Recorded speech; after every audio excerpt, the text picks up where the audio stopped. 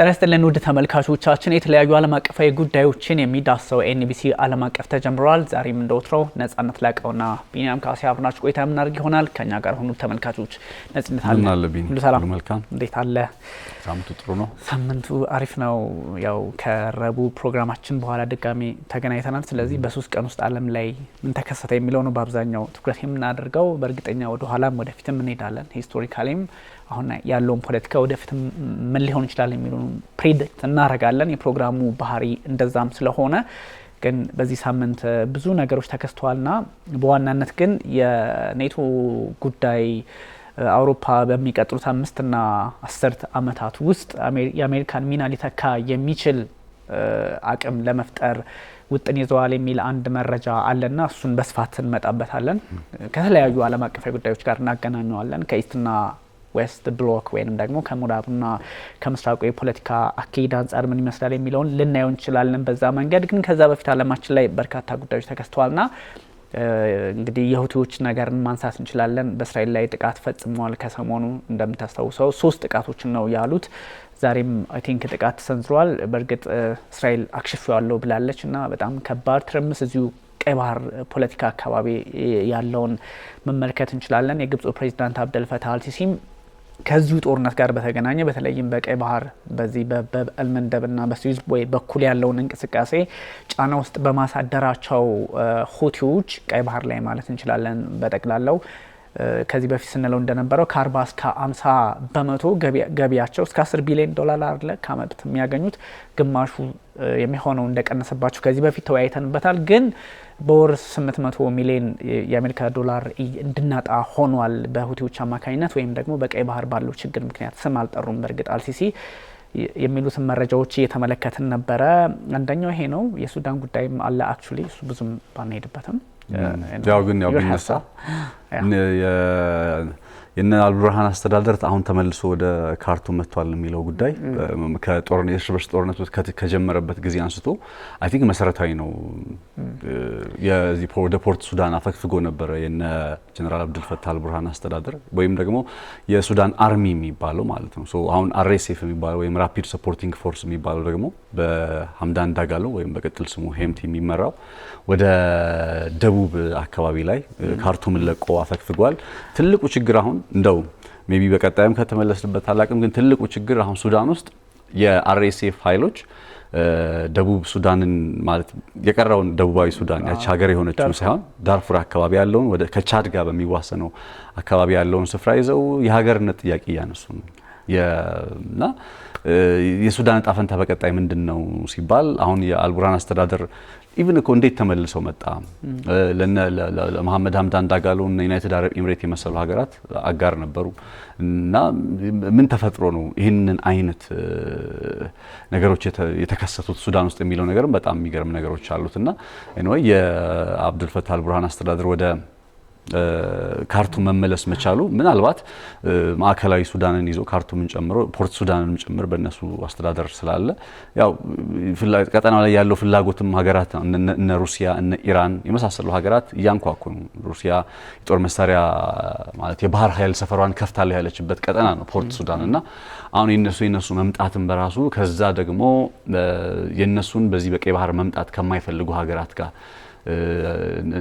እንደና አሜሪካ የመሰሉ ሀገራት እንደነ ሳውዲ የመሰሉ ሀገራት የነ ኢራንን መምጣት አይፈልጉም።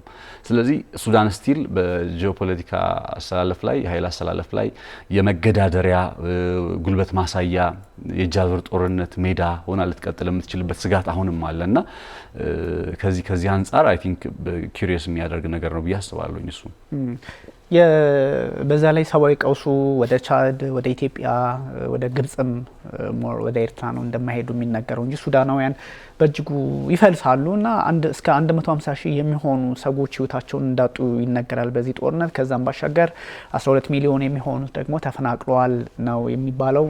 የዩኤን አካባቢ ያሉ መረጃዎች ይጠቁማል። ግን ቁጥሩ ቫሪ ያደርጋል ያው ብዙ ኪዮስ ያለበት አካባቢ ስለሆነ። ነገር ግን አሁንም አስቸጋሪው ነገር አብዛኛውን የሱዳን ክፍል የተቆጣጠረው መሐመድ ሐምዳን ዳጋሎ የሚማሩት ወይንም ደግሞ አርኤስኤፍ ኃይል ነው። የሚገርም ነገር ትናንት መግለጫ ሲሰጡ ነበር በኤክስ ገጻቸው ላይና ካርቱም ላይ ውጊያ አለ። በነገራችን ላይ ሙሉ በሙሉ ሳይሆን አልወጡም እንጂ የሱዳን አርሚ ወደ ቤተ መንግስቱ ገባ። አዎ እሱ ያው ከሚለው አንፃር ከሱዳን መጥቶ ከሱ አንፃር ነውና ለዛም ነው ጦርነቱ ተቋጭ ወይ የሁለት አመታቱ የቆየው ጦርነት ተቋጨ በሚል አይነት ሂሳብ በግብጽ ፖለቲከኞች ያው ማን እንደምደግፉ ስለምናቅ እንደዛ አይነት ነገሮች ስንመለከት ነበርና ያ ማለት ግን ጦርነቱ ተጠናቀቀ ወይም ደግሞ ሱዳን ውስጥ ያለውን ካርቱምን ኢቭን ሙሉ በሙሉ መቆጣጠር አልቻሉም። ድሮን ጥቃትም አድርሰው እዛው ቤተ መንግስቱ ላይ ቃል አቀባዩ የምታስታውሳቸው ሰው ኢብራሂም የሚባሉት ሁሴን ኢብራሂም አይ ቲንክ በሶሻል ሚዲያ ላይ በጣም የሚታወቁ ሰው ናቸው። የወታደራዊ ቃል አቀባዩ ናቸውና እሳቸውን ጨምሮ ወደ 5 ሰዎች ህይወታቸውን ያጡበት አጋጣሚ ያለና ጦርነቱ በጣም ምስቅልቅል ሆኖ የሚቀጥል አሁንም የአፍሪካ ቀንድ ቅድም ባነሳቸው ሀገራት ፖዚቲቭ ላይ በሆነ አሉታዊ በሆነ መንገድም ቀውሱ ሊቀጥል እንደሚችል የሚያሳይ ነው። የሱዳን ጉዳይ በጣም እጅግ ትልቅ ከነገ ወዲያ ትልቅ የፖለቲካ አንደምታ ኖሮት ከኛ ሀገር ፖለቲካ አንጻርም አብሮ የሚቃኝ ከጠላቶቻችንም ፖለቲካ ጋር አብሮ የሚቃኝ ከብዙ ነገሮች ጋር አብሮ የሚታይ ስለሆነ የምስራቅ አፍሪካን ፖለቲካ አብሮ በደንብ የሚዳስስ ስለሆነ ነው መጀመሪያ ላይ ያው ኢንፎርሜሽኑን መስጠት አለብን ከሚለው አንጻር ነው። ምናልባት የሁቲዎች ጉዳይ ባለፈው መረቡ አንስተነዋል፣ ግን የጋዛው ጉዳይ አሁንም ተባብሶ ቀጥሏል። የጋዛው ጉዳይ በሚያስቅ ሁኔታ እነ ብሪታንያ እነ ጀርመን እነ ፈረንሳይ ወደ በኋላ የምናወራበት ጉዳይ ላይ የሱን አቋም በመሰለ መልኩ ከአሜሪካ በተቃረነ መንገድ እዚህ የመካከለኛው ምስራቅ ፖለቲካ ላይ ቆመዋል። እስራኤል የምታደርገውን ድርጊት እንቃወማለን የሚል መግለጫ የሶስቱ ሀገራት የውጭ ጉዳይ ሚኒስትሮች ተመሳሳይ ጋዜጣዊ መግለጫ አውጥተዋልና ልክ ኔቶ ላይ ያለውን ጥያቄ በሚያንጸባርቅ መልኩ ነው።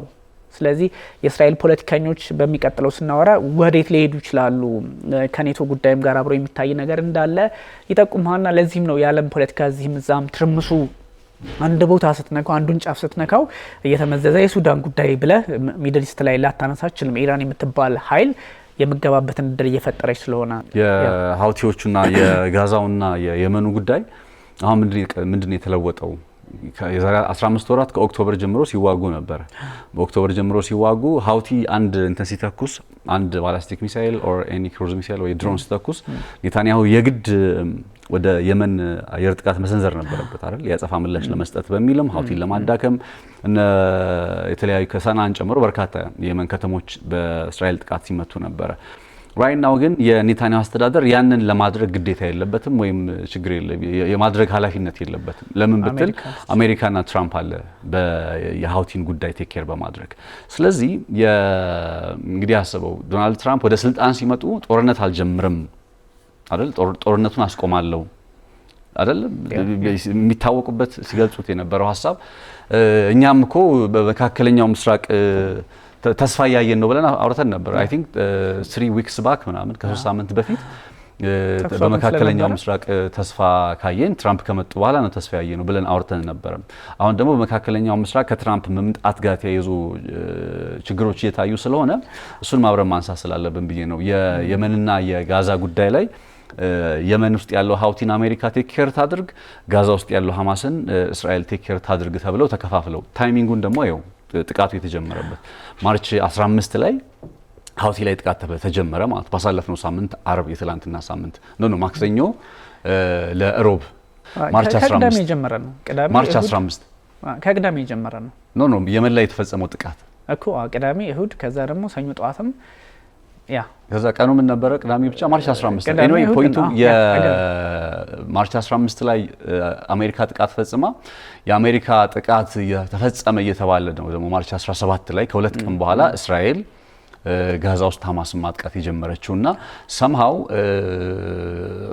አስተዳደሮቹ ኦልሬዲ ቀድሞውን የመናበብ አይነት አዝማሚያም አላቸውና በመካከለኛው ምስራቅ ያለውን ግጭት በማባባስና የሀውቲ ቡድን በቀይ ባህር ቀጠና ላይ ስጋት ደግኗል። ምንም ጥያቄ የለው የማይካደው ነገር የቀይ ባህር አሁን ግብጽ ምናምን ብለን ቅድም አንተ ያነሳው ነገር እንዳለ ሆኖ የሀውቲ ቡድን በዓለም የኢኮኖሚ የንግድ ስርዓት ላይ ነው አይደል 10% እንላለን ሁሉ ጊዜ በተደጋጋሚ ንግድ በሚገባ በሚወጣበት መንገድ ላይ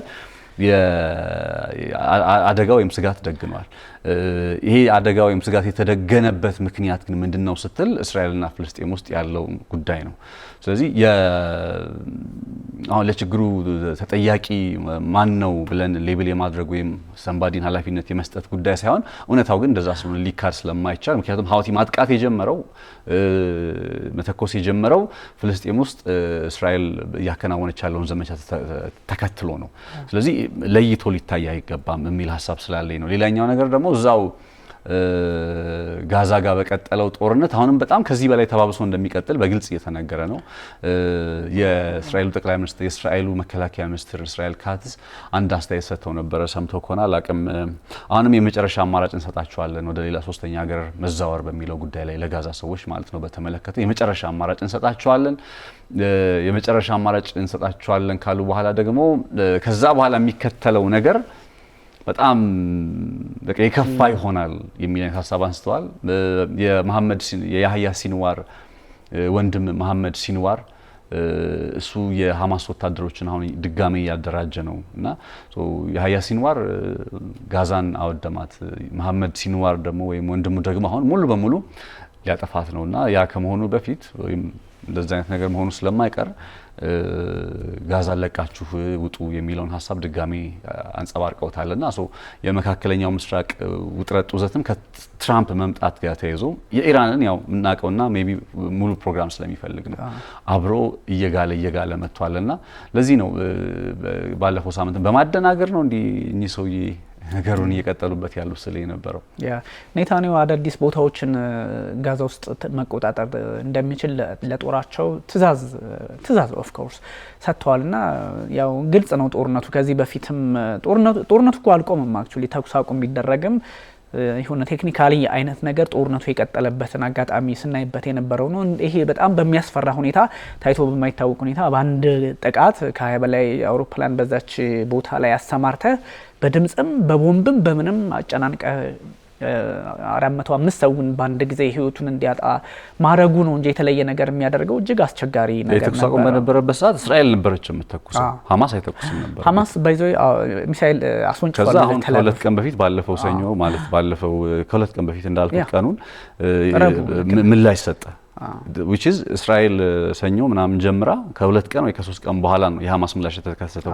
የሁለት ወር የተኩስ አቁም ሲተገበር በነበረበት ጊዜም እስራኤል ነበረች ስታጠቃ የነበረው እንጂ ሐማስ ያጸፋ ምላሽ ወይም ሲተኩስ አልነበረም። ስለዚህ የእስራኤል ጥቃት ቀጠለ ነው እንጂ ምንለው ጦርነቱ ቀጠለ ማለት ትንሽ ያው ሁሉም አድቫንቴጅ ባገኘበት አጋጣሚ እድል ካገኘ መመከት የሚችል ከሆነ ሐማስም አቅሙ ከእንደዚህ ቀደሙ ቢሆን እና ያህያ ሲኖርን የመሰሉ ኃይሎቹን መሪዎቹን ባያጣ ምናምን ጠንካራ እንትን ቢኖር አንድ ስተኩስ ሁለት የመተኮስ እንደዚህ አይነት ነገር እንደሚኖር ግልጽ ነበር። ያው አሁን ባለው ሁኔታ እንደምታውቀው ሐማስ ከዚህ በፊት የነበረው አቅም የለውም እና እሱ ጥያቄ ውስጥ ይገባል። ሞር አሁን ተኩስ አቁም ማን ይፈልገዋል ብትል አንደኛ ህዝቡንም ለማዳንም ሆነ ሁለተኛ ራሱ ሐማስ ጠንካራ ሆኖ ለመውጣት ወይንም ደግሞ ህይወትንም እስከ ማትረፍ ድረስ ለመሄድ ተኩስ አቁምን እሱ በአብዛኛው ይፈልገዋል። በአሁኑ ሰዓት እስራኤል ለተኩስ አቁም የታጋች ነገር ባይዞይ በርግጥም ይሄ የሆስቴጅ አደባባይ የሚባል አለ እንትን ውስጥ ተላቪቭ ውስጥ እዛ ላይ የሚደረገውን ተቃውሞ እኮ እውነትም ጠቅላይ ሚኒስትር ቤንያሚን ኔታንያሁ ሆስቴጆቹ እንዲመለሱ ይፈልጋሉ ወይ የሚል ጥያቄ ያነሳሉ።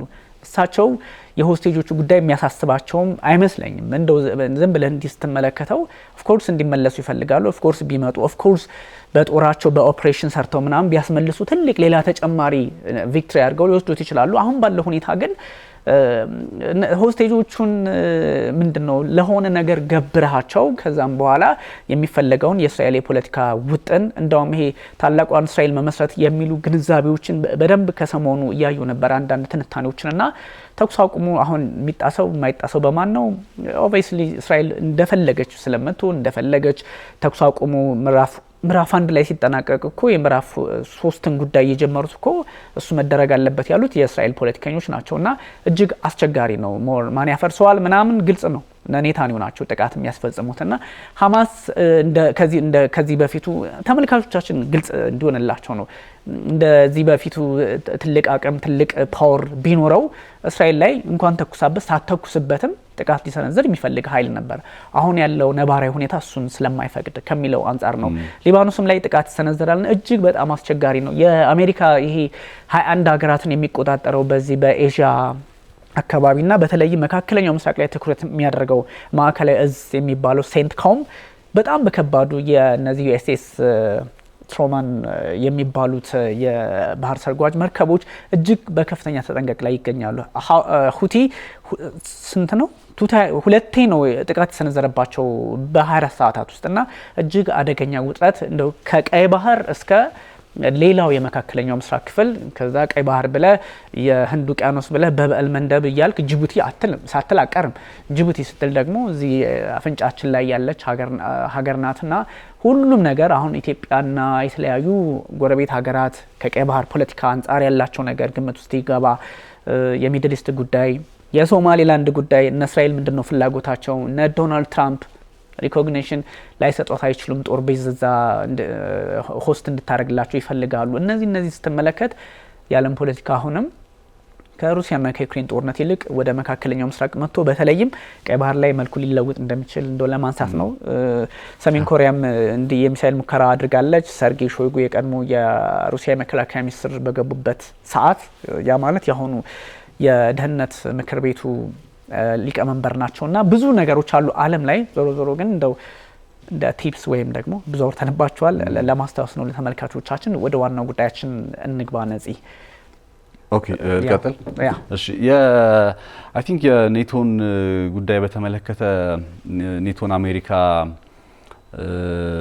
ያላት በኔቶ ያላትን ሚና በአውሮፓ ሀገራት ለመተካት የሚደረግ ጥረት የአውሮፓ ሀገራት መጀመሪያን አሁን ላይ ያሉበት ሁኔታ ምንድነው፣ በ5 እስከ 10 ዓመታት ባሉት ጊዜ ውስጥ እንዴት ማሳካት ይችላሉ የመሳሰሉትን ነገሮች በተመለከተ ያሉትን ሀሳብ ስታነሳ አሜሪካ ራሱ በዚህ በኔቶ በሚባለው እንትን ላይ ጥምረት ላይ ያላት አቋም ምንድነው የሚለውን ነገርም አብሮ ከማየት ብንጀምር አሪፍ ነው ብዬ አስባለሁ።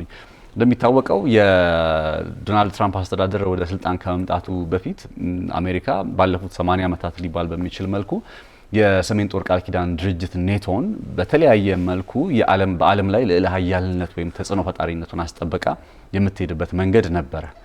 አሁን ወደ ነበር ጭምር እየመጣ ነውና ዶናልድ ትራምፕን በመከተል በተወሰነ መልኩ በአንዳንድ አጋጣሚዎች ላይ ያነሷቸው ሀሳቦች አሉ። ኔቶን ጥለን እንወጣለን፣ ኔቶ አያስፈልገንም የመሳሰሉት ነገሮች ማለት ነው። ሶ ቤዚክሊ ምልክቶች አሉ።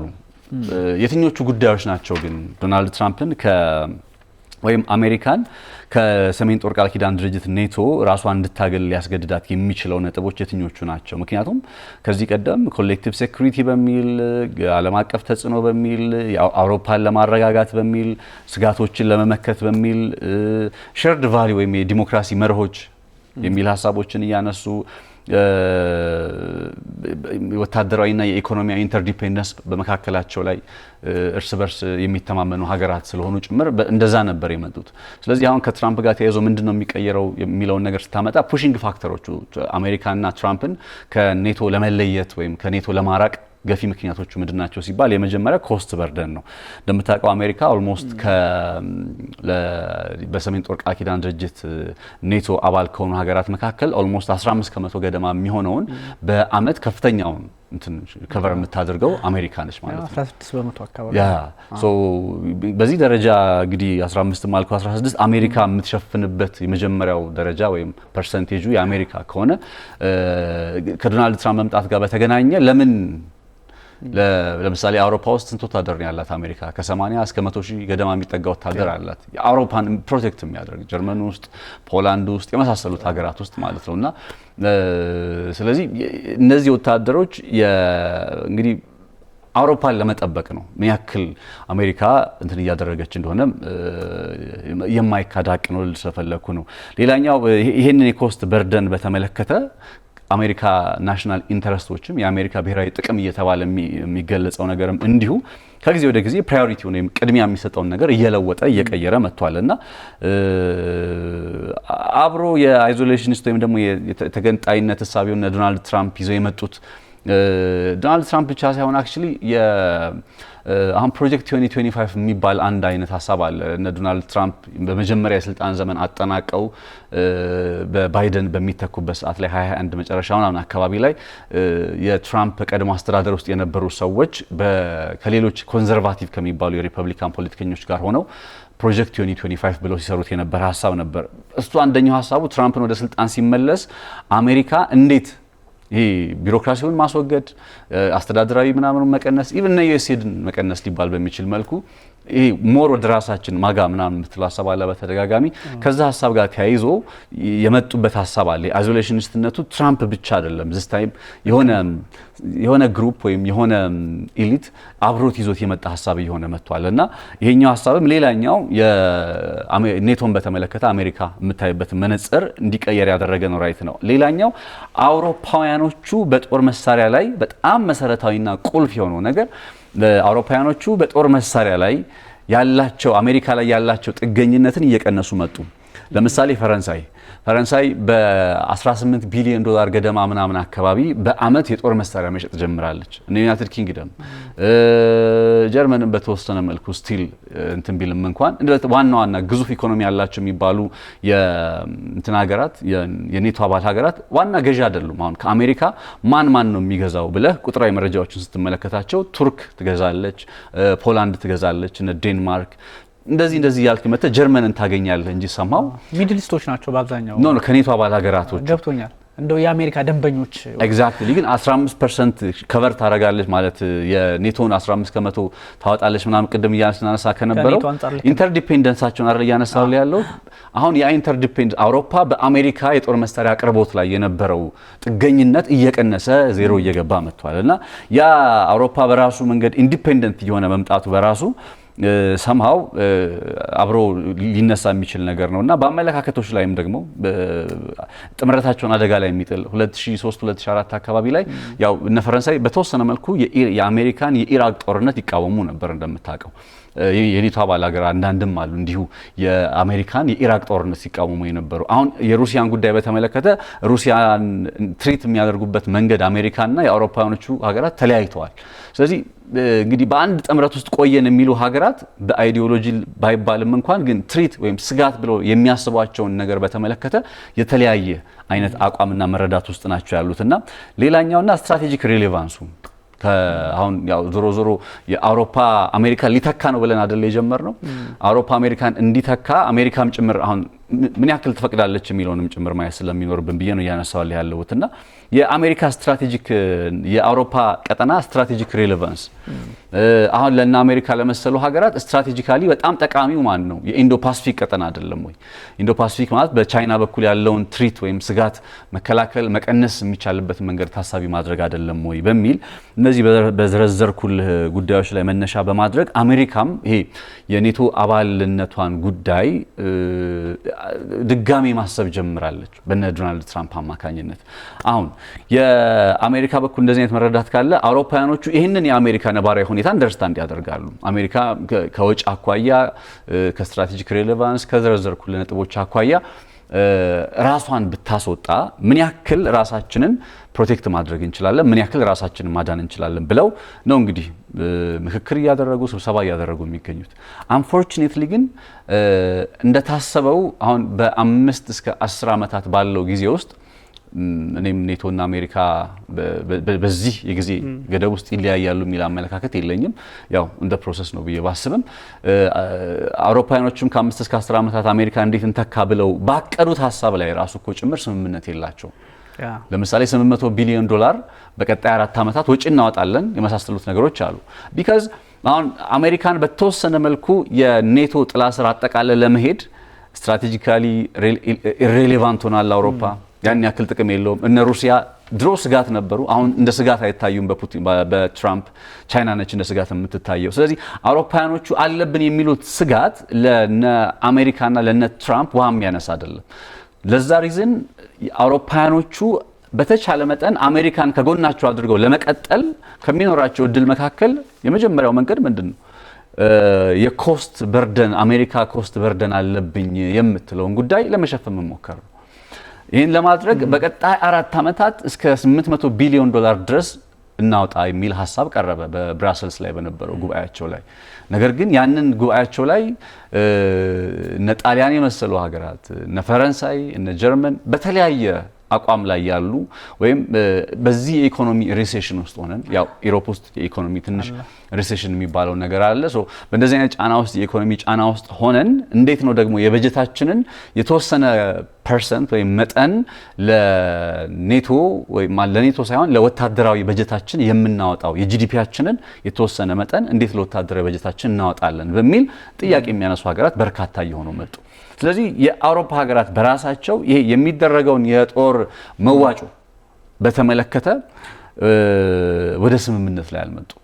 ስለዚህ መከፋፈሉ አለ። እንዴት አድርገን እንቀጥል በሚለው ላይ የሆኑ ሀሳቦች አሏቸው። ኢቭን እኮ ዩክሬንን እንደግፍ ብለው አሜሪካ በሌለችበት ዩክሬንን እንደግፍ ብለው እንዴት እንደግፋት $5 ቢሊዮን ስጡኝ አለ ዜሌንስኪ። ከዛ ፈረንሳይ ምን አለች? በብድር ነው የምንሰጠው። ሌሎች እነ ፖላንድ የመሳሰሉት ሀገራት ባልካን ላይ ያሉት ሀገራት ደግሞ ለመልሶ ግንባታ መሆን ያለበት ገንዘብ ነው ከሩሲያ ሪዘርቭ ላይ አይደለም የሚወስዱት ዞሮ ለመልሶ ግንባታ መሆን ያለበት ገንዘብ ነው በሚል እንደዚህ የሀሳብ ልዩነት ውስጥ ገቡና የአውሮፓ ሀገራት ራይት ነው ሊገመት በማይችል ማለት በቀጣይ ምን ያደርጋሉ ሲባል ወታደራቸውን ማጠናከር ጥረት ያደርጋሉ ግዴታቸውም ስለሆነ ምንም አማራጭ ስለሌላቸው ግን በምን ያክል ጊዜ ሂደት ውስጥ ወደሚፈልጉት ደረጃ ላይ ይደርሳሉ ሲባል ስቲል በጣም ብዙ ርቀት የሚቀራቸው አይነት ሁኔታ ላይ ነው ያሉት ማለት ነው። አንተ ካነሳችሁ ሁለት ሀሳቦች ላይ የተወሰኑ ሶርሶችን እያዩ ነበርና ይሄ እንዳልከው 2021 አካባቢ የትራምፕ ቡድኖች የጀመሩት እንቅስቃሴ እንደውም አንድ የትራምፕ የሜክ ኢን አሜሪካ አጌን ወይም የማጋ ኢንስቲትዩት ሰዎች የሚባሉ አሉና ለሚቀጥሉት 100 ዓመታት ትራምፒዝምን የማስቀጠል ትራምፒዝም ማለት ዶናልድ ትራምፕ ከዚህ በኋላ ምናልባት የአሜሪካ ፖለቲከኛ በአሜሪካ ፖለቲካ ውስጥ በሪፐብሊካኖቹ ውስጥ እንደ አንዳች አዲስ ለውጥ ያመጡ ሰው ሆነው ሊቀጥሉ የሚችሉበትን እድል እንዳለም ከሪፐብሊካኖቹ ካላችሁ ፍላጎት አንፃር የምትመለከታቸው ነገሮች አሉና የሚያነሷቸው ነገሮች ሁሉ የሪፐብሊካኖቹ ሞዴል ዶናልድ ትራምፕ ናቸው የሚል አይነት ነገር አካሄዳለና ይሄ 2021 ላይ ቅድም ያነሳቸው ሀሳቦች ፕሮጀክቶች በማጋ ኢንስቲትዩት በሚል ሰዎች ተሰባስበው ለሚቀጥሉት 100 ዓመታት ዶናልድ ትራምፕ አሁን ባለው ሁኔታ የአሜሪካን ታላቅ ማድረግ አሜሪካ የምትፈልገውን ነገር ከራሳቸው የፖለቲካ ፍላጎት አንፃር እስከ 2029 ጥር 20 ድረስ ያስቀጥሉታል በፈረንጆቹ አቆጣጠር ተብሎ ይታሰባልና እስከዛ ችግር የለውም። ራሳቸው ዶናልድ ትራምፕ በማጋ ፕሮጀክታቸው በማጋ ሀሳባቸው አሁን ወደ ኢንስቲትዩት እያመጡት ወደ ዋይት ሃውስ እያስጠጉት ስለሆነ እስከ 2029 ያለውን ነገር ችግር የለውም እሳቸው ሁሉን ነገር ቴኬር ያደርጋሉ መቆጣጠር ይችላሉ። ከዛም በኋላ ግን 100 ዓመታት ሊቀጥል የሚችል ይሄኛው ማጋ ማስቀጠል ትራምፒዝም አቋም ያለው ነገር ቅድም ያነሳው ሀሳብ ጋር አብሮ የሚሄድ በተመሳሳይ ጊዜ የመጣ ነው 2021 ላይና አብሮ እስከ 2025 ፕሮጀክት ነበር አይደለ? እነሱ ደግሞ ይሄኛው በተመሳሳይ እስከ 100 ዓመታት የሚቀጥል የሚል ሀሳብ አለን። እጅግ አስቸጋሪ ነው። ስለዚህ ይሄን ማጋ ለሚቀጥሉት 100 ዓመታት ለማሳካት ያመጧቸውን ሰዎች ስትመለከት ዶናልድ ትራምፕ እንደሚባለው የቱጃር ፖለቲካ ብቻ የሚያራምዱ እንደሚባለው በአሜሪካ ፍቅር ወድቀው አሜሪካን ታላቅ የሚያደርጉት ሂፖክራት ሆኖ ብቻ ሳይሆን በጣም በተጠና መንገድ እንደሚሄዱ አንተ ባነሳው ተቋምና አት ዘ ሴም ታይም አንተ ያነሳው ተቋም የሚሰራው የ100 ዓመት የትራምፕ የፖለቲካ ግንዛቤ ማስቀጠያ ሂደት ነው።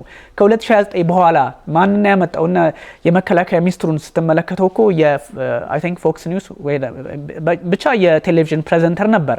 ከዛ አርሚ ውስጥ ሰርተዋል፣ በተለያዩ ተቋማት ውስጥ ሰርተዋል፣ በተለያዩ ቦታዎች ላይ። ስለዚህ የአርሚ እንትን አለው። ይሄ ሰው የጋዜጠኛ ነው። ነገ ከነገ ወዲያ ይጽፋል።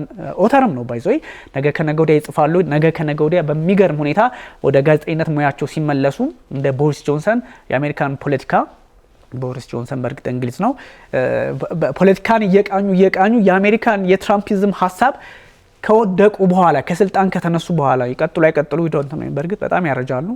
ህገ መንግስቱን በቀላሉ ይሻሻላል ተብሎ አይታሰብም። ትራምፕ ግን ያመጧቸው ሰዎች ይህን ያስመለክታል። የውጭ ጉዳይ ሚኒስትሩን ስትመለከት እኮ እነ ማርኮ ሩቢዮ የህግ ሰው ናቸው፣ ሴናተር ናቸው።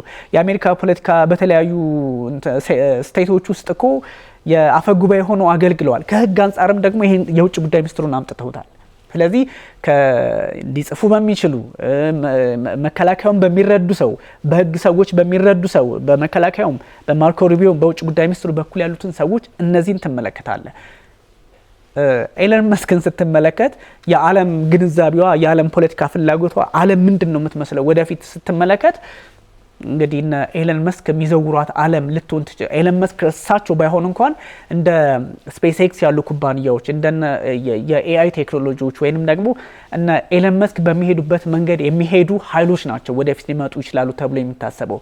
ስለዚህ ዶናልድ ትራምፕ ሁሉን ነገር እነ ኤለን መስክን ሲያመጡ እነ ማርክ ሩቢዮን እነ ሄግሴትን ሲያመጡ ሁሉን ነገር ከትራምፒዝም ሁሉን ነገር ከማጋ አገናኝተው የመጡ ሰው ናቸውና አንተ እንዳልከው የ2021 ሀሳብ ግንዛቤ እጅግ አደገኛ አሜሪካን ወደፊት 100 ዓመት የሚያስቀጥል። ስለዚህ አሜሪካ 100 ዓመት አዲስ ነገር ካስፈለጋት ከዚህ በፊት የነበረውን ላለፉት 80 ዓመታት እነ ራሳቸው ትራምፕን ጨምሮ እነ ባይደን እነ ኦባማ ከዛ በፊት የነበሩት ሁሉም እነ ትሩማንን ጨምረህ ሁሉም ፕሬዝዳንቶች የተከተሉትን ከዚህ በኋላ ዶናልድ ትራምፕ የማይከተሉበትን መንገድ ከፈጠሩ አሜሪካ አዲስ ነገር ታመጣለች የሚል ሀሳብ አለ። አንደኛው አንተ ያልከው ይሄ በጣም ትልቅ ጉዳይ ስለሆነ ነው። ሁለተኛው የአሜሪካ ኔቶን ለመውጣት ስትራቴጂካሊ የሆኑ ነገሮች ከዚህ በፊት የትራንስ አትላንቲክን አቋርጦ አውሮፓን መከላከል እና የምናውቀው ነው።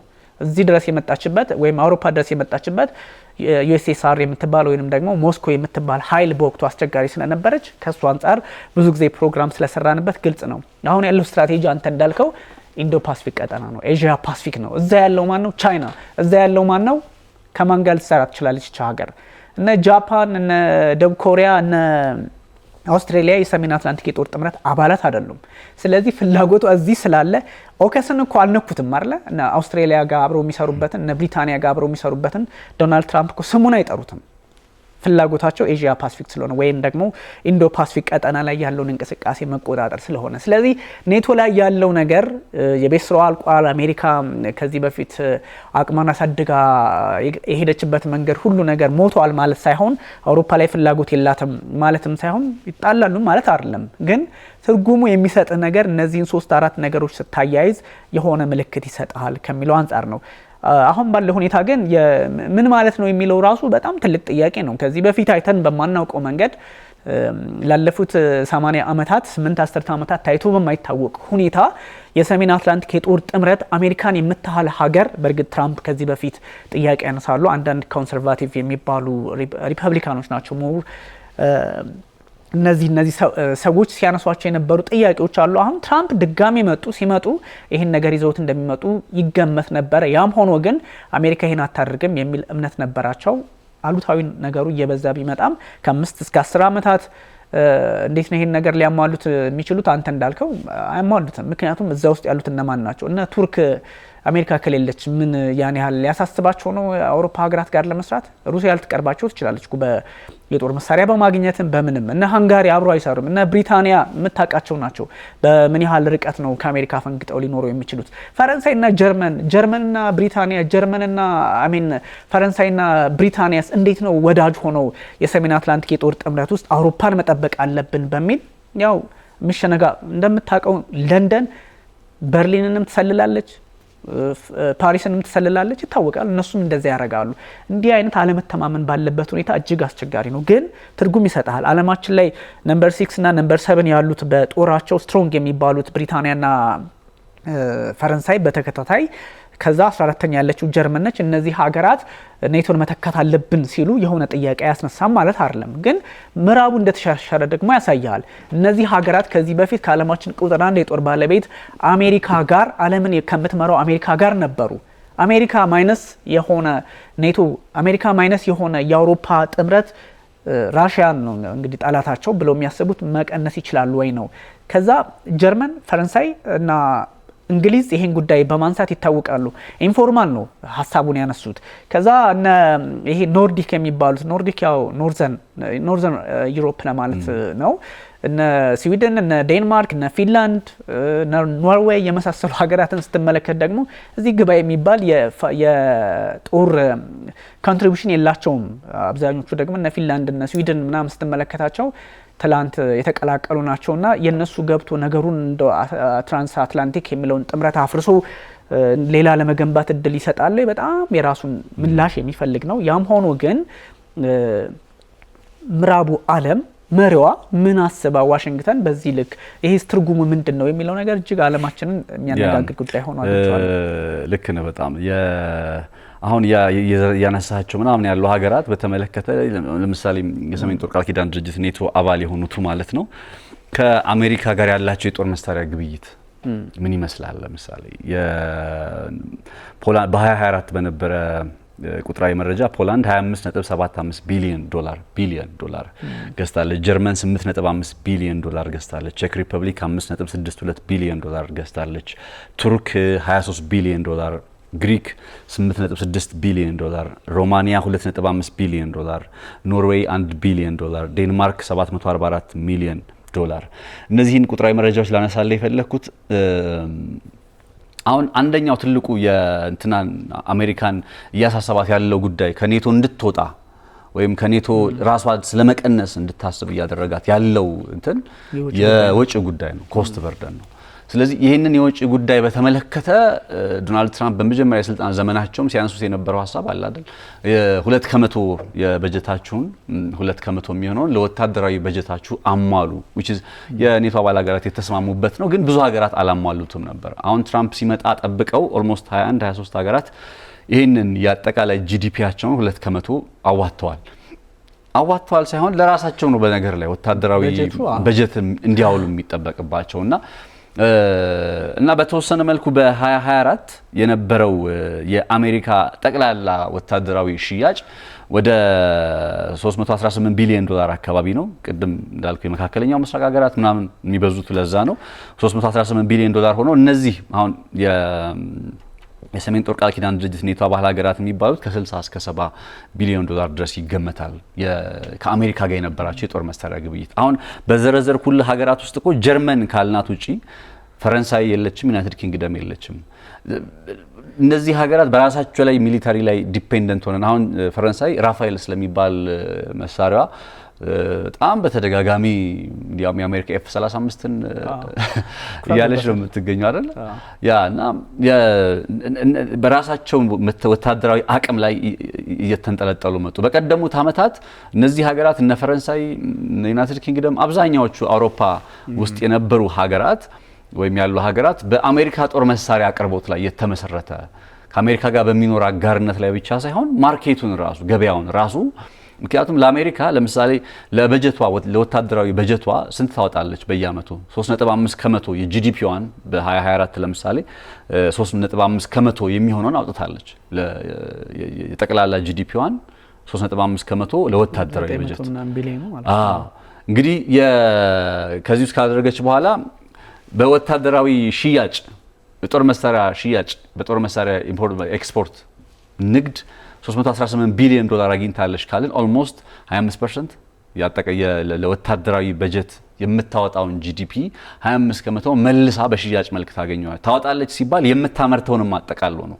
900 ቢሊዮን 1 ትሪሊዮን እንደዛ አካባቢ ላይ አሜሪካ ታወጣለች ስንል ለወታደራዊ በጀት ለማኑፋክቸሪንግ ራሱ አሙኒሽኑን የጦር መሳሪያውን ማዘጋጀትም በራሱ የበጀቱ አካል ነው። ስለዚህ ሸጠ ስታገኝ በሌላ ቋንቋ ያካካስክ ነው ማለት ነው።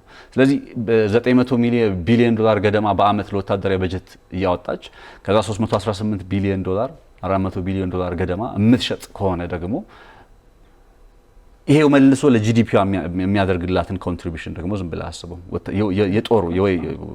የጦር መሳሪያ ንግዱ በራሱ። ስለዚህ አሜሪካ ዶናልድ ትራምፕ አንደኛው የእንትን ሀገራትን የኔቶ አባል ነን የሚሉ ሀገራትን በዋናነት ኤክስፔክት የሚያደርግባቸው መሰረታዊ ነጥብ እንዲገዙ ነው። ብዙ ወታደራዊ በጀት እንዲያወጡ ነው። ምክንያቱም አሜሪካ ብዙ ወታደራዊ በጀት እያወጣች ነው እየጠበቀቻቸው ያለችው። $100,000 100,000 ወታደር አውሮፓ ውስጥ አሰማርታ አሜሪካ ዊዛውት ያን ያክል ስጋት ሳይኖርባት ማለት ነው። ለምሳሌ ታስታውሳለህ ባለፈው ከጋዜጣዊ መግለጫ ላይ ከዘለንስኪ ጋር የነበረበት ቆይታ ላይ ስለነ ፖላንድ ሲያወራ አይደል? ፖላንድን በተመለከተ ከፖላንድ የመጣው ጋዜጠኛ ጠይቆት አም ኮሚትድ ለፖላንድ ኮሚትድ ነኝ እያለ ሲናገር ነበር። በዩክሬንና በፖላንድ መካከል ሁለቱም ጎረቤት ሀገር ናቸው። ለዶናልድ ትራምፕ ምንድነው ልዩነቱ? የልዩነት መነጽሩ ምንድነው? ትራምፕ ለፖላንድ ኮሚትድ ነኝ ያሉት ለምንድን ነው? በአንድ መልኩ የግሎባል አሊያንስ አያስፈልገኝም ኔቶ አይፈልግም ይላሉ፣ ግን ለፖላንድ ደግሞ ኮሚትድ ነኝ ይላሉ። which is ከዩክሬን አጠገብ ያለች ሀገር። ምንድነው ፖይንቱ ስትል ልክ ቅድም እንደነገርኩ ቁጥራዊ መረጃ በአመት ከፍተኛውን ወታደራዊ ግዢ የምታከናውነው ሀገር ፖላንድ ነች። ከኔቶ አባል ሀገራት መካከል በ2024 ብቻ $25.75 ቢሊዮን ገዝታለች። አጠቃላይ የበጀቷን ወይም የጂዲፒዋን 5% ገደማ ለወታደራዊ በጀት ነው የምታውለው ፖላንድ። ከዛ ቀጥለው ቱርክ ነች ያለችው $23 ቢሊዮን የገዛችው እነዚህ F-35 የሚባሉ ጀቶችን በብዛትና የነ ትራምፕ አካሄድ ምናልባት አሁን ሰምሃው የኔቶን አሊያንስ ቅድም እንዳልነው ፕራዮሪቲው ተቀይሯል። አሁን ላይ ስጋት ያለባቸው በጂኦፖለቲካው አንጻር ወደ ኢንዶ ፓሲፊክ ነው። ስለዚህ ወደ ኢንዶ ፓሲፊክ መዞር አለባቸው። የአሜሪካና የአጋሮቿ የሚባሉ ሀገራት በቀጣይ በምን አይነት መልኩ ነው ሊሄዱ የሚችሉት ብለህ ብትጠይቀኝ እነዚህ ሀገራት አሁን የአውሮፓ አባል ሀገራት በቀጣይ 4 ዓመት $800 ቢሊዮን እናወጣለን ይላሉ። እናወጣለን ማለት ምን ማለት ነው? አሁን እነ ፈረንሳይና እነ ዩናይትድ ኪንግደም የመሰሉ ሀገራት በተወሰነ መልኩ እነ ጀርመንም ያው የተወሰኑ ታንኮችም ስላሏቸው ጦር መሳሪያ አምራች የሚባሉ ሀገራት አሉ እንጂ እኮ አብዛኛው ሀገራት የኔቶ አባል ሀገራት በአሜሪካ ገበያ ላይ ተንጠለጠለ የጦር መሳሪያ አቅርቦት ነው ያላቸው። ስለዚህ $800 ቢሊዮን እናወጣለን በቀጣይ 4 ዓመታት ማለት ኢንቨስት እናደርጋለን ማለት ነው። ከአሜሪካ እንገዛለን ሳይሆን ለራሳችን አቅም እንፍጠር ነው እኮ። እንዴት ነው የሚፈጥሩት? አሁን እዚህ ላይ ነው እንትን የሚመጣባቸው ለዶናልድ ትራምፕ ራሱ ጫና። አሁን 800 ቢሊዮን እንዴት ነው የሚፈጥሩት? እነሱማ የራሳቸውን አቅም ማጠናከር፣ የራሳቸው አሚኒሽን ስቶክ ፓይሉን መጨመር፣ የራሳቸውን ኢንዱስትሪ ማስፋት አይነት ነው። which is good እኮ ግን ፕራክቲካሊ አላማቸው እንደዚህ ነው። on the news እና on the ላይን እና ነው ወደ ክርክር ሳንወስደው because tell me genuinely አሁን on the news እና alright come on the news እኮ ያልኩ ለመሰለህ ዜናው ላይ ሲነግሩን እነዚህ ሀገራት ኦብቪየስሊ የስቶክ ፓይላችንን ለመጨመር ነው፣ አሙኒሽናችንን ለመጨመር ነው። አሁን በአቅም ደረጃ ፕራክቲካሊ እኮ ነው የምልህ። አውሮፓ ውስጥ ቼክ ሪፐብሊክ ጦር መሳሪያ ታመርታለች አይደል? ለዩክሬን የሚሰጠው ከፈረንሳይ ውስጥ አለ፣ ዩናይትድ ኪንግደም ውስጥ አለ። ዴን እስኪ ከ30 ምናምን ሀገራት አውሮፓ ውስጥ ካሉት ውስጥ በየትኛው የአውሮፓ ሀገር ላይ ስዊድን ጦር መሳሪያ፣ ፖላንድ ጥራቸው እነ ሮማኒያ አገራት እኮ ሊትራሊ እነ ኤስቶኒያ እነ ሉቲኒያ ትንንሽ እኮ ሀገራትም ናቸው በሀገርነት በራሱ። እነዚህ ሀገራት ወይ ምንድነው ሊያደርጉ የሚችለው? ከአሜሪካ እንገዛም ካሉ ወይ ከፈረንሳይ ነው ሊገዙ የሚችለው ወይ ከዩናይትድ ኪንግደም ነው ሊገዙ የሚችለው እንጂ በራሳቸው ጦር መሳሪያ አምርተው የራሳቸውን የጦር መሳሪያ ፍላጎት የሚያሟሉበት ደረጃ ላይ አይደሉም። የኔን ፖይንት ተረዳኝ አይደል? ስለዚህ ያላቸው አማራጭ በአንድም ሆነ በሌላ የጦር መሳሪያ ምርታቸውን ለማሟላት ፍላጎታቸውን ለማሟላት ከአሜሪካ ገበያ። ይሄ ደግሞ አሜሪካና የመካከለኛው ምስራቅ ሀገራት እንኳን አሜሪካ ጋር የሚገበያዩት ከምን ኢንተረስት አንፃር እንደሆነ ይታወቃል። ሻጭ ዓለም ላይ ቁጥር 1 ሻጭ ሀገር የጦር መሳሪያ ሻጭ ሀገር ማን ነች? አሜሪካ ነች አይደል? ስለዚህ ያን ገበያ ማን ነው የሚተካው? መቼም ከነ ቻይና ኦር ከነ ራሽያ ይገዛሉ የሚል አይነት ሁኔታ ይፈጠራል። ከሆነ ሊሆን የሚችለው ከራሳቸው ከአውሮፓ ሀገራት ነው ሊገዙ የሚችለው። እሱም ደግሞ ስቲል ኢትስ አ ሎንግ ዌይ። የአውሮፓ ሀገራት አሁን ስለ ራፋኤል ፈረንሳይን በተወሰነ መልኩ እናነሳለን። እንዲያውም ግዙ እየተባለ ይነገራል። አክቹሊ ወደ ተለያየ አይነት አንዱ የሚተቹበት ነገር እውነት ለመናገር በአሜሪካ ላይ መንጠልጠላቸው ይባላል። የአውሮፓ ሀገራት በአሜሪካ ላይ መንጠልጠላቸው የራሳቸውን ጦር መሳሪያ ላይ ፎከስ እንዳያደርጉ፣ ራሳቸውን ፕሮቴክት እንዳያደርጉ ወይም ራሳቸውን በጦር መሳሪያ ማምረት ረገድ ብዙ ርቀት እንዳይሄዱ አድርጓቸዋል ይባላል። የማይካድ ነገር ነው።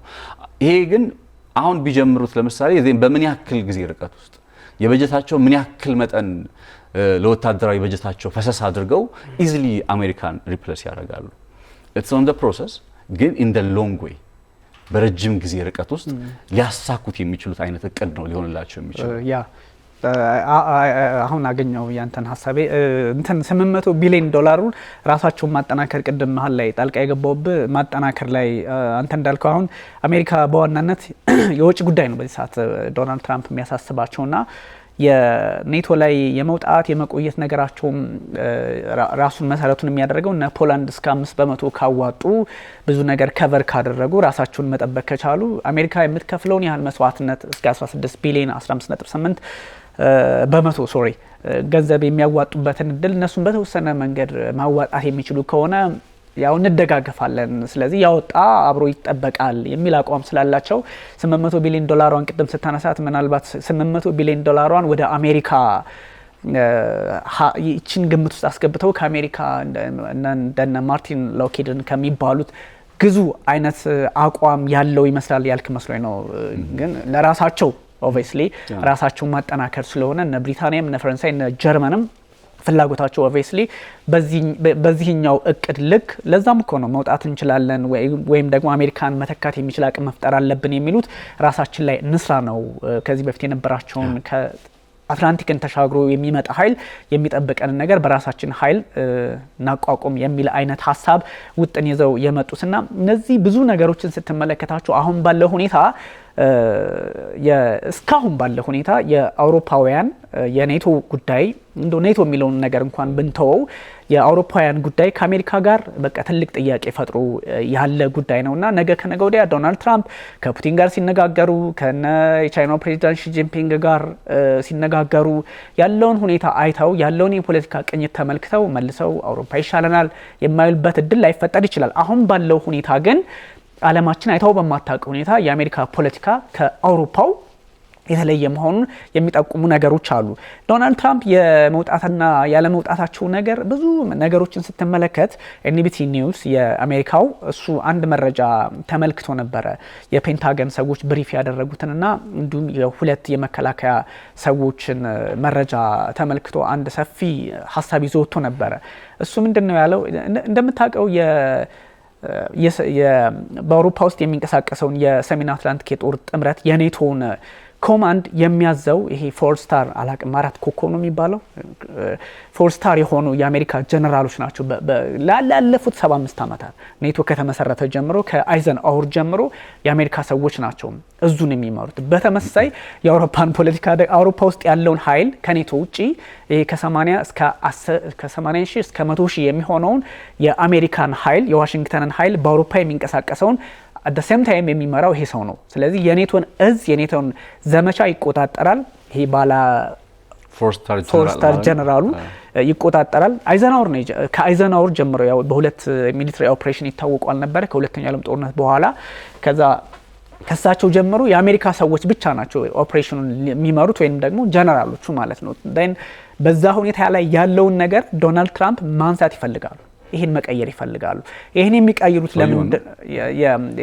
አሜሪካ የመጣችበትን ይሄ ፎር ስታር ጀነራል የሆነው መሪ የኔቶን ኦፕሬሽን ይመራ የለ እሱን ሐሳብ እሱን ለአውሮፓውያን አሳልፎ የመስጠት ፍላጎት አላቸው ላትሚስ 100 ከ80 እስከ 100 ሺህ ወታደሮቻቸው በሌላ ወታደራዊ ጀነራል እንዲያዟቸው ይሄ ሰውዬ ይሄ ፎር ስታር ጀነራል ሁለት ሚና ነው ያለው አንደኛው የኔቶን ጉዳይ የኔቶን ኦፕሬሽን የሚቆጣጠር ነው የኔቶ ጀነራል ነው ሁለተኛ ደግሞ at the same time የአሜሪካን ደግሞ ሰብን በለው የአሜሪካን ደግሞ ይሄ ከ80 ሺህ እስከ 10 ሺህ አውሮፓ ውስጥ ብቻ የሚንቀሳቀሰውን እሱን ደግሞ ይቆጣጠራል ሁለት ታስክ ነው ያለው ይሄን ሰው ስለዚህ የአሜሪካውን ይቀጥላል የራሳቸው ስለሆነ መቀነስ ቁጥሩን እንደሚፈልጉ ከዚህ በፊት አውርተናል የአሜሪካው የራሱ ነው ችግር የለውም እሱን ይቀጥላል ነገር ግን የኔቶውን ለሌሎች የኔቶ አባላት መስጠት ይፈልጋሉ ስለዚህ ይሄኛው ምንድነው የሚል እንትን ስትገባ አሜሪካ ለ75 ዓመታት የመጣችበትን ከነ ታሪካዊው ጀነራላቸውና ፕሬዚዳንታቸው ካይዘናወር ጀምሮ እስከ አሁን የቀጠለውን ነገር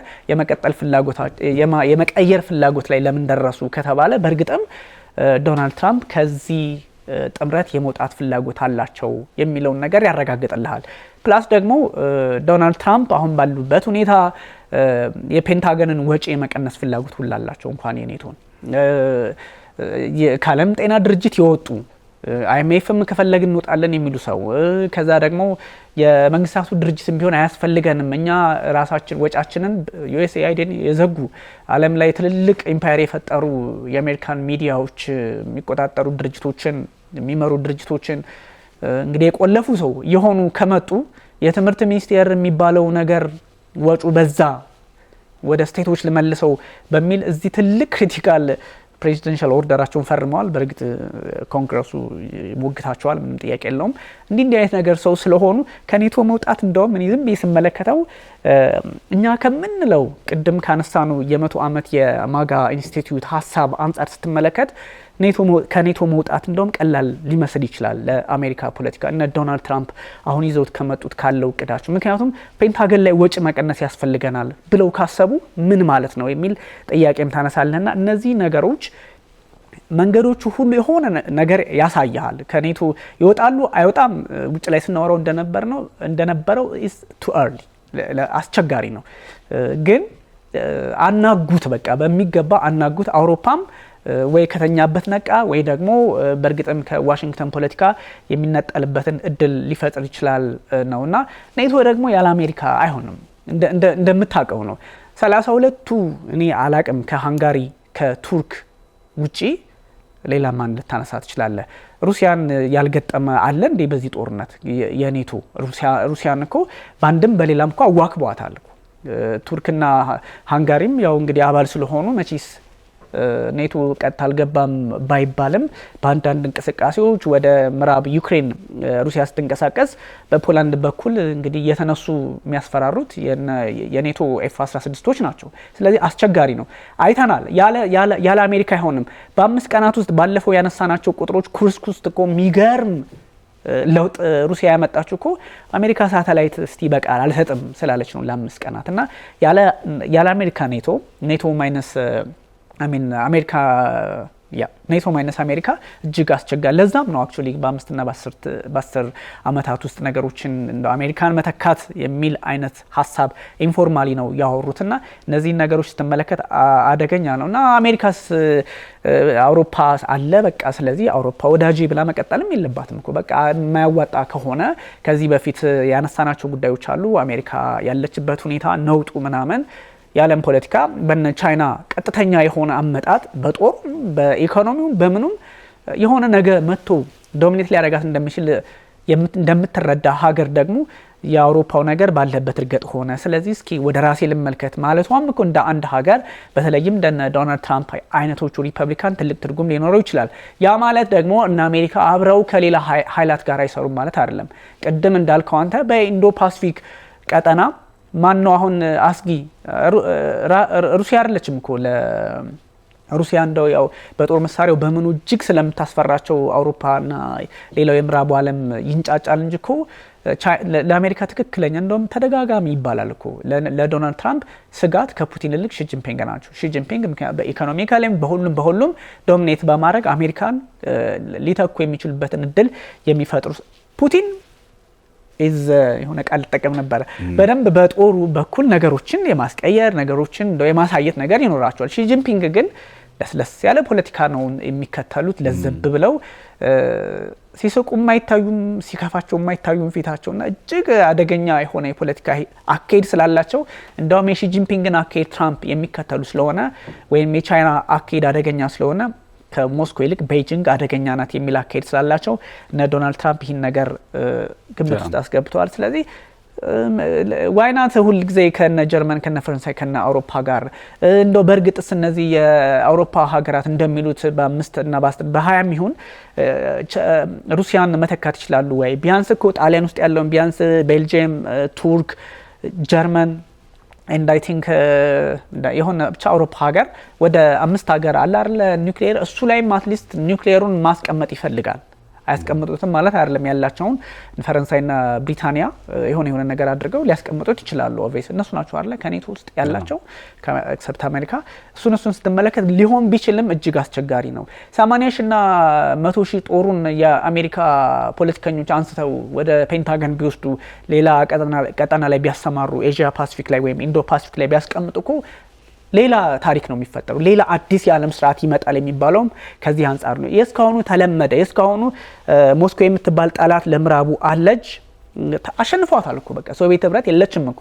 ምስራቅ የሚባለው ዓለም እኮ እንደው በደመነፍስ ወይንም ደግሞ እንደዚህ በፖለቲካ ትንታኔ እንደዚህ በሀሳብ ደረጃ እነ ፑቲን አንዳንዴ በሚያነሷቸው ሀሳቦች ነው እንጂ እኮ የለም እኮ እንደው ዝም ብለ እንዳለ ግምት ውስጥ ማስገባት ነው እንጂ እንቅስቃሴው አለ ብሎ ማሰብ ነው እንጂ የሚመራው እኮ ምዕራቡ ነው። ምስራቅ አለም ተብሎ ስለማይታሰብ እንደ ኢትዮጵያ ያለ ሀገርም ምስራቅ ምዕራብ የሚል አቋምም ስለሌለውና እጅግ አስቸጋሪ ይመስለኛል። እስማማለሁኝ በብዙ ሀሳቦች ሜቢ አሁን የኔቶን ተፈላጊ ያደርገው የነበረው አንደኛው ምክንያት ባለፉት አመታት ሩሲያ ስጋት ነች ነው ወይም ሶቪየት ህብረት ስጋት ነች ነው አይደል የነበረው ጉዳይ። ደና አሁን ሩሲያ ስጋት አይደለችም የሚል ሰው መጣ ነጩ ቤተ መንግስት ውስጥ። ስለዚህ የህብረት ያስፈልጋል የሚሉት የጋራ ወታደራዊ በጀት ወታደራዊ ጥምረት ያስፈልጋል ሲሉ የነበሩት የምዕራብ ዓለም ሀገራት ጠላት የሚሉት ኃይል ወይም ስጋት የሚሉት ኃይል ላይ ይስማሙ ስለነበር ነው። ፑቲን ላይ ወይም ሩሲያ ላይ ወይ ሶቪየት ዩኒየን ላይ። ሶቪየት ዩኒየን 91 ላይ ወደቀች፣ ከዛ ራሻ መጣች፣ እንደን ፑቲን መጣ። አሁን ያለችዋ ፑቲን ወይም አሁን ያለው የሩሲያ አስተዳደር ለአውሮፓ ሀገራት ስጋት አይደለም፣ ለአሜሪካም ስጋት አይደለም በሚለው ጉዳይ ላይ በተወሰነ መልኩ ከዚህ ቀደም ከነበሩት የተለየ አይነት መረዳት ያለው ሰው ወደ ነጩ ቤተ መንግስት መጣ። ስለዚህ ሌላኛው ከኮስት በበርደኑ በተጨማሪ ወይም ከበጀት ከወታደራዊ በጀቱ ጫናው በተጨማሪ ሌላኛው አሜሪካዎቹን ሐሳባቸው እንዲቀይሩ ወይም ምናልባት ከገፋቸው የሚገፋቸው ነገር ይሄኛው ነው የሚሆነው። የስትራቴጂካል ፕራዮሪቲስ የሚሉት ጉዳይ እየተቀየረ ስለመጣ የቻይና ነጥቦች ያነሳ ነበር። እነ ሩሲያ በአሁኑ ሰዓት ወታደራዊ ስጋት ፈጥረው ግዛታቸውን እያስፋፉ የቀደመ ሶቪየትን ለመመስረት አስፓየር ያደርጋሉ ለማለት የሚያስደፍር ምንም ፕራክቲካል የሆነ ማስረጃ የለም። ዩክሬንን ማንሳት አይችልም። ምክንያቱም ዩክሬን ቢኮዝ ኔቶ ልስፋፋ ሲል አይደል ነው ራሱን ፕሮቴክት ለማድረግ ጥረት ያደረገው የቭላዲሚር ፑቲን አስተዳደር።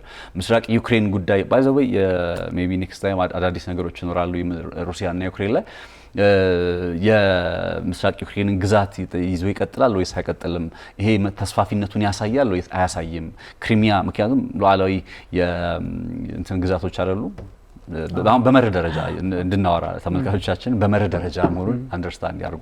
ስለዚህ ክራይሚያን ምስራቃዊ ዩክሬንን እነዛን ግዛቶች ይዞ የመቀጠል ፍላጎቱን ማሳያ ያደረጉ ይሄ ሰውዬ በቀጣይ ኤስቶኒያ፣ ላቲኒያ እና ፖላንድን ምናምን እየተቀለለ ለመሄድ ፍላጎት ሳይኖራቸው አይቀርም የሚል ሐሳብ ነው የሚያመጡት። ይሄ ሐሳብ ልክ አይደለም፣ ተጨባጭ ስጋት የለበትም። አምነዋለሁ የሚሉት ዶናልድ ትራምፕ ይሄንን ነው። ምን ይዘው አመኗቸው? ትራምፕን ማለት ፑቲንን በምን አመኗቸው? ለምን አመኗቸው ሲባል እንዴት እንደሆነ ዛሬም አናቅም፣ መቼም እናቅም አይመስለኝም ወደፊት ካልሆነ በቀር። ፑቲንም ጭምር እኛ ፑቲንና ባለፈው ክሬምሊን ያወጣ አንድ መግለጫ ላይ ፑቲንና ትራምፕ ይተማመናሉ የሚል አይነት ሐሳብ ኮመን ሰንስ እኮ ነው የሚመስለኝ። አሜሪካን አይነኩም ነው በቃ አሜሪካን አይነኩም ይሆንና ከዛ ልመጣልህ ነው። አሁን አሜሪካን እንዴት ነው ሊነካ የሚችለው? እንደ ሎንግ ዌይ የሩሲያ ሌትስ ሴይ ግዛት የማስፋት ፍላጎት አላት ብለን አስበን ማለት ነው። አሁን የላትም በሚለው ላይ ስለምንስማማ ግን ኖራት እና ወደ ቱርክ ሄደች፣ ቦስፈረስን ተቆጣጠረች።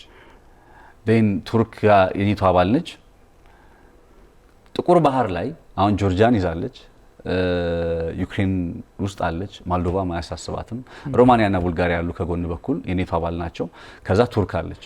ሮማኒያና ቡልጋሪያን ትታ እንደው ቱማች ወይ በጣም ካሰፋው ደግሞ ከጥቁር ባህር ጋር ተያይዞ ያለውን ስትራቴጂካዊ ፍላጎት በደንብ ስለምናቀው ቱርክን ይዛ ወይ ቦስፈረስ ኤሪያ እንደው መላው ቱርክን ባይሆን እንኳን በቦስፈረስ እየተባለ በሚጠራው ከጥቁር ባህር ወደ መካከለኛው ምስራቅ የሚያስገባ መሿለኪያን እንደ ልቧ መቆጣጠር ብትችል ወይም እንደ ልቧ መያዝ ብትችል ያን አካባቢ ላይ ፍላጎቷን ብታስጠብቅ ለሩሲያ አሁን በቀደመው ዘመን ብለን የምናስበው ኢትዮጵያ አለ አይደል? ኢትዮጵያ ሀያልነቷ እንደዚህ ሊመጣ ይችላል ምናምን የሚባልበት ጊዜ ለሩሲያዎች ደግሞ የእንትናችን ከፍታ ብለው የሚያስቡት አንድ ጊዜ የትኛው ማለት ከተሳካ ኢትዮጵያ ማለት ነው ሩሲያ ግሬት ሆናለች ብለው የሚያስቡበት አንደኛው ጊዜ ወደ ቀይ ባህር ያለውን መግቢያና መውጫ እሱን መያዝ ሲቻል ነው ማለት ወደ መካከለኛው ምስራቅ ያለውን መግቢያና መውጫ መያዝ ሲቻል ነው የሚለውን መርህ በተመለከተ በቀደሙት በተለያዩ የሩሲያ ድርሳናት እንበል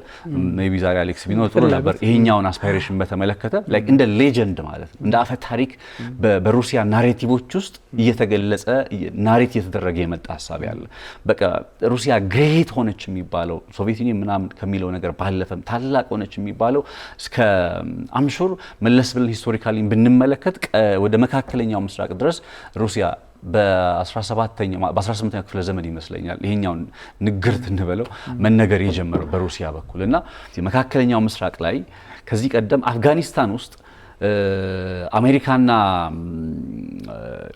ሶቪየት ዩኒየን ወደ ጦርነት ውስጥ ገብተው እንደነበረ በደንብ እናስታውሳለን አይደለ በጦርነት ውስጥ ገብተው ይሄ ዳይሬክትሊ ሊባል በሚችል አይነት ሁኔታ በፕሪቴክስት ፈጥረው ዳይሬክትሊ ነው የተዋጉት ሊባል የሚችለውና አፍጋኒስታን ውስጥ የመግባታቸው ምክንያት የሩሲያ አስፓይሬሽን አሁን ድሮ ሲነገር የነበረው የመስፋፋት አስፓይሬሽን በሶቪየት ህብረት ጊዜ ድረስ ሄዶ አፍጋኒስታን ነው የደረሰው ከአፍጋኒስታን አላለፈም ስለዚህ አሁን እንደዛ የሚያልፍ አይነት ነገር ከመጣ ያንን ስለዚህ ከአሜሪካ ግሎባል ኢንፍሉዌንስ አሁን የማንክደው ነገር አሜሪካ ምንም እንኳን የማጋ ብትልም ፕሮጀክት 2025 ብትልም ለቀጣይ 100 ዓመታት ራሳችን ላይ ፎከስ እናርግ ቢሉም እኮ የማንክደው ነገር አይደል የተረዳነውም ነገር ዓለም ላይ ግን ተጽዕኖ ፈጣሪነታቸውን አሳልፈው በመስጠት አይደለም ወይም ሩሲያ ተተካን የኛን ተጽዕኖ ፈጣሪነት ወይም ቻይና ተተካን በሚል አይሆንም ፕሪዘርቭ አድርገው ነው መቀጠል የሚፈልጉት ወጪ እየቀነሱ ነው ለምትችለው አይደለ በብዙ መነጽር አሁን ይህንን የዓለም አቀፍ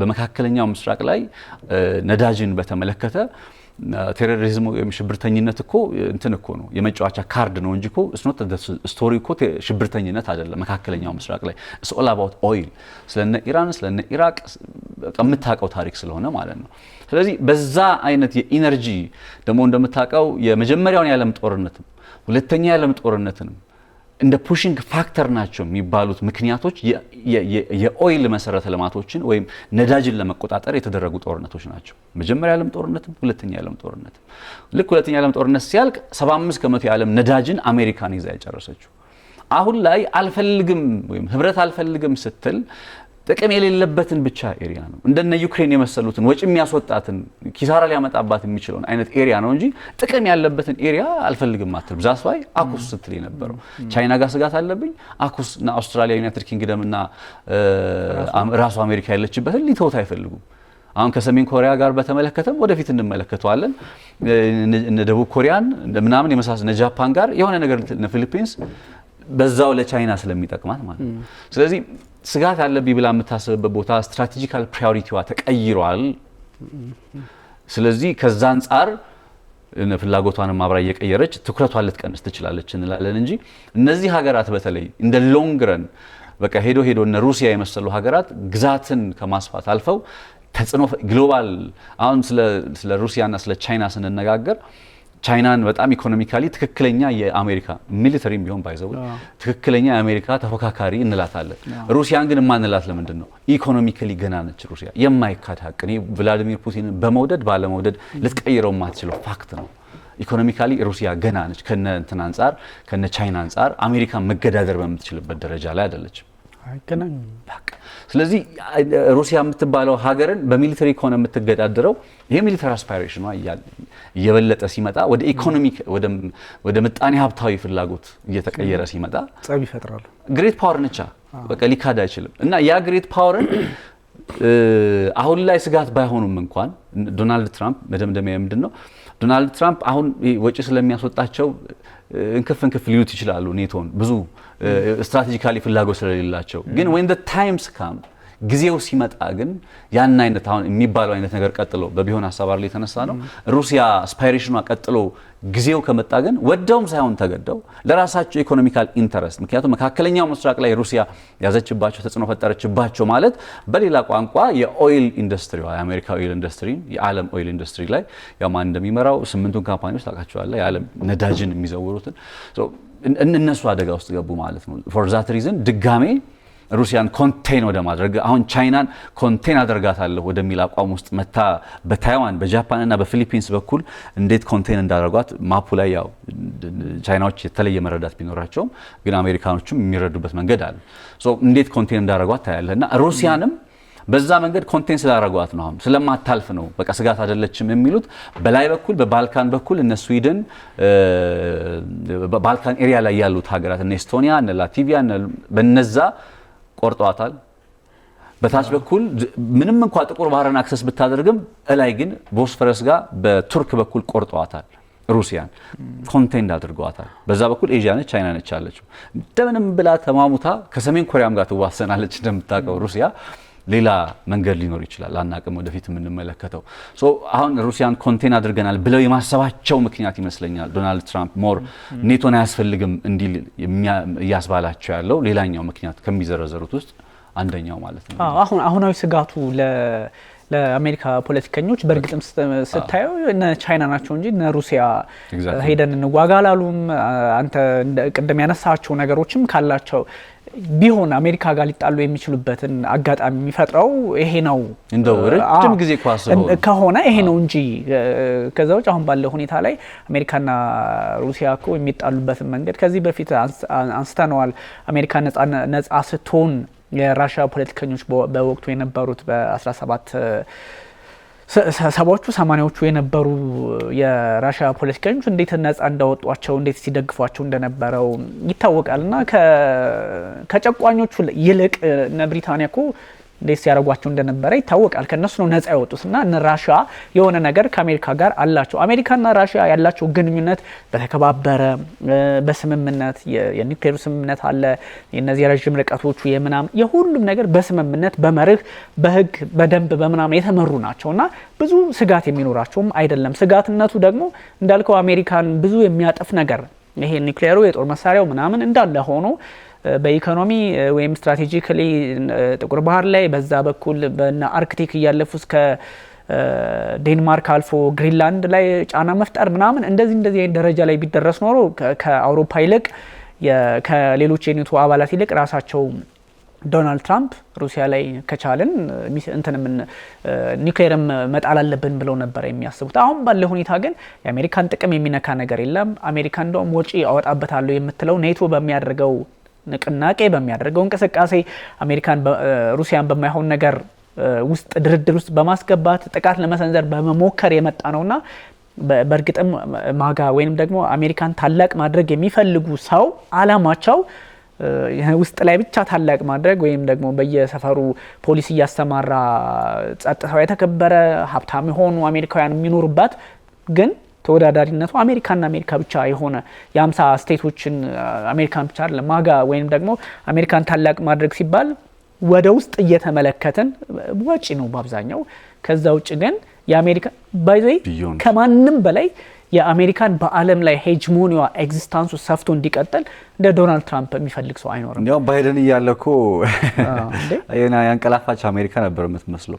ትራምፕ ከመጣ በኋላ ነው እውነት ለመናገር ተጽዕኖ ፈጣሪም እኮ የሆኑት። ይሄ ባይደን ሊካድ አይችልም።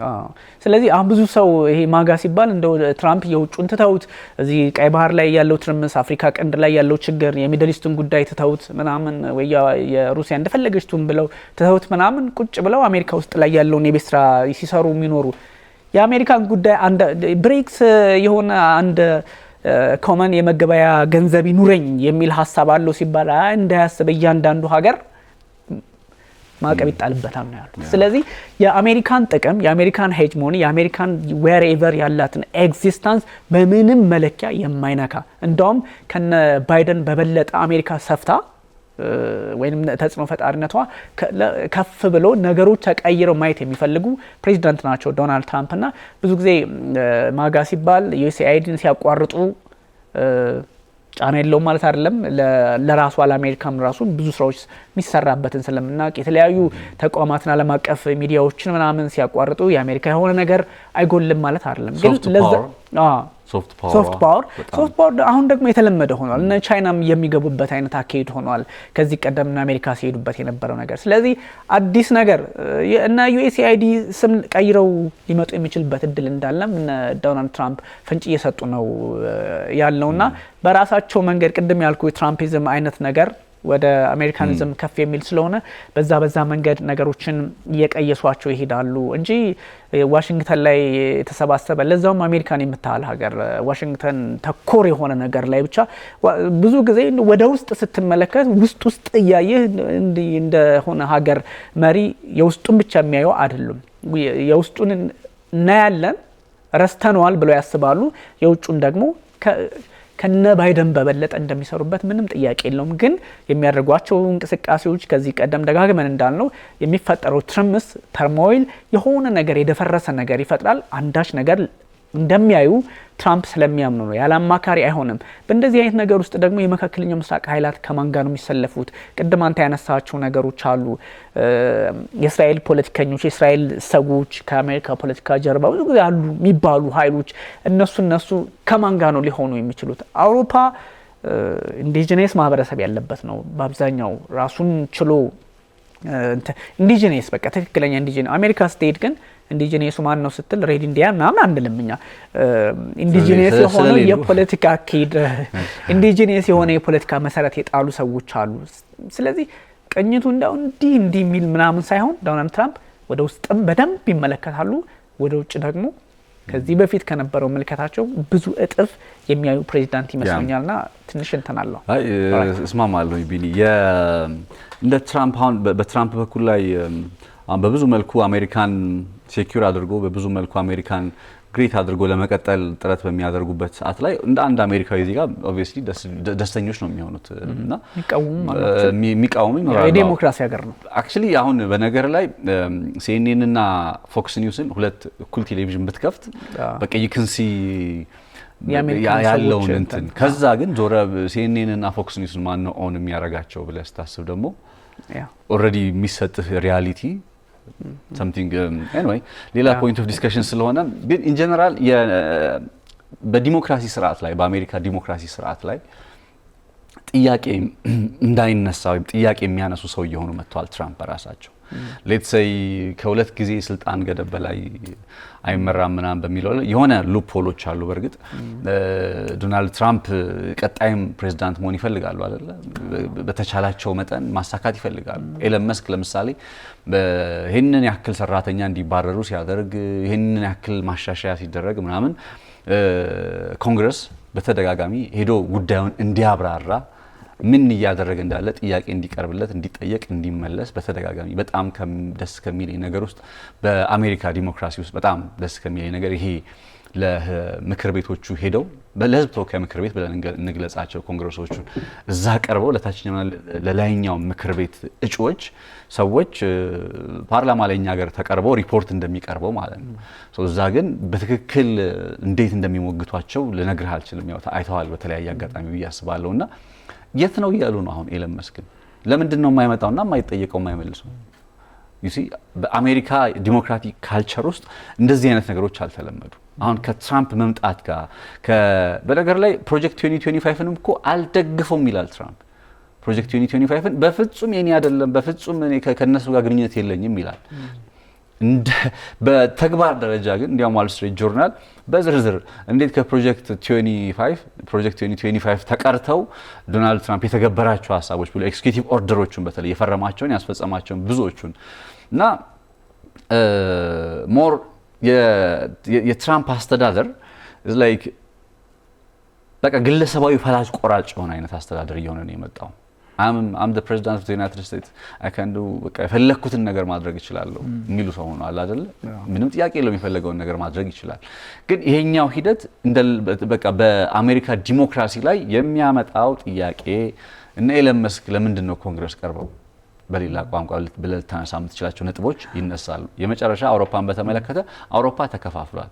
አንድ ማሳያ ለዩክሬን የሚደረግ ቅድም ያልኩ እርዳታን በተመለከተ ጣሊያንና ፈረንሳይ በጉዳዩ ላይ ተቃውሞ አላቸው። 5 ቢሊዮን እርዱኝ ብሎ ፈረንሳይ ምንድነው የምትለው እስከዛሬ እንግዲህ ድጋፍ አረጋለሁ ሰጣለሁ ምናምን ስትል የነበረው ሀገር በብድር ነው መስጠት የምንፈልገው $19 ቢሊዮን አዘጋጅቼልታለሁ ነው የምትለው። ጣሊያን ደግሞ የለም እኔ ጉዳዩ ላይ ማብራሪያ ፈልጋለሁ እና ሃንጋሪ ጭራሽ ባልካኖቹ ጭራሽ ይሄ ገንዘብ መልሶ መስሪያ መሆን ያለበት እያሉ ነውና አውሮፓዎቹ አይደለም አሜሪካ በሌለችበት አሜሪካ ሳትኖር ቀርቶ አሜሪካ ኑራ እንኳን እንዲህ የተባሉ ወይም እንዲህ መስማማት ያቃታቸው ለነሱ ለአውሮፓውያኖቹ ደግሞ ምክንያቱም የትናንሽ እንትኖች የትናንሽ የናኳቸው አይደለም አውሮፓን ሀገራት ግን ከአሜሪካ አንፃር ኢኮኖሚካሊ ዊክ ስለሆኑ የትናንሽ ሀገራት ብለን እንግለጻቸው በቃ የሆነ መሪ ከሌለ ከዛ የሚቀሩት ወታደሮች እንበላቸው እርስ በርስ የሚያደርጉት ሽኩቻ አይነት ነገር ነው ያየን ያለ ነውና የሚስማሙበት ነገርም ይያጡ ነው በእንዲህ አይነት ሁኔታ ጥለዋቸው ከሄዱ ደግሞ ይበልጡኑ ለሩሲያ የተመቹ ሆናሉ ማለት ነው። ልክ ምንድነው አጥር እንዲገፋ አድርጎ እንደመግባት ነው የሚሆነው አሜሪካ ከሌለች ነው አክቹሊ ብዙ ነገሮች አሉ ወደፊት እንመለስባቸዋለን በፕሮግራማችን የዛሬውን እናጠናቅቀናል። ቴንክ ዩ በጣም አመሰግናለሁ። ውድ ተመልካቾቻችን ተከታተሉት የነበረው የኤንቢሲ ዓለም አቀፍ ነው። በተለይም የአውሮፓና የአሜሪካ ፖለቲካ ምን ይመስላል የኔቶ ጉዳይ ምንድነው የሚለውን ከሩሲያና ከዩክሬን ጦርነት ጋር ያገናኘን በርካታ ጉዳዮችን አንስተናል። የአሜሪካው ማጋ ፕሮጀክት ምንድነው የሚሉትንም በርካታ ሀሳቦች ተነስተዋል። እንደወትሮው ነጻነት ላቀውና ቢኒያም ካሴ አብናሽ ቆይታ አድርገናል። ለጊዜው ሁላችሁ